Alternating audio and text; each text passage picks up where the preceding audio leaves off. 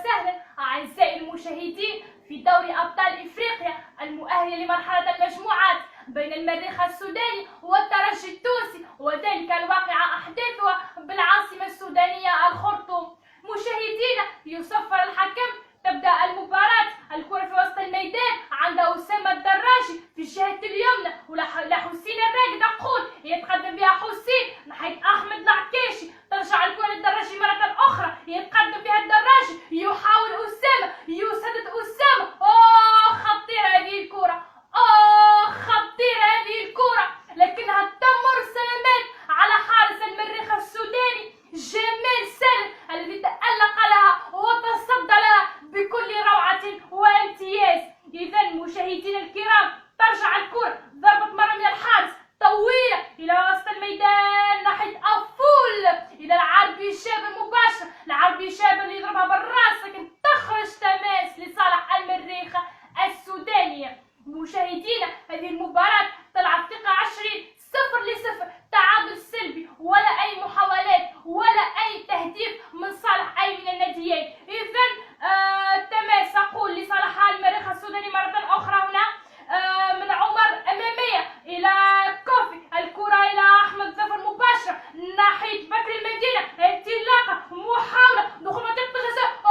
يا بكري، يا بكري، ركلة جزاء يقول الحكم، ركلة جزاء لصالح المريخ السوداني يقول الحكم.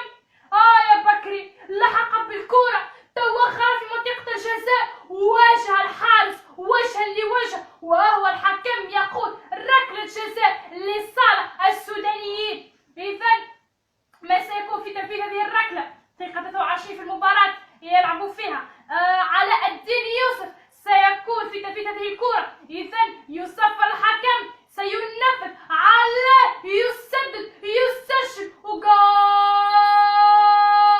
جول جول. الكابتن الكبير المعلم القائد يفعلها، يسكنها الشباك الحارس، حارس الترجي. هذه ثالث مرة في تاريخ الترجي يخسر فيها على حساب المريخ في دوري المجموعات. نتذكر مشاهدينا في 1986 فاز المريخ بهدفين مقابل هدف، في 2010 بهدف وحيد، وهو علاء الدين يوسف يكرر الكرة مرة أخرى في 2015 عن طريق ركلة جزاء بهدف وحيد. إذا مشاهدينا، تعود الكرة ضربة من رأس الميدان ناحية عبد اللطيف إلى أحمد، والحكم يصفر، الحكم يصفر. مشاهدينا الكرام، إذا تنتهي هذه المباراة في دوري أبطال إفريقيا وذلك المؤهل لدوري المجموعات. أعيدها بتأهل المريخ السودانية في العاصمة السودانية الخرطوم.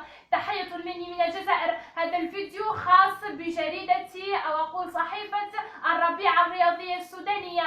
إلى اللقاء والسلام عليكم ورحمة الله تعالى وبركاته.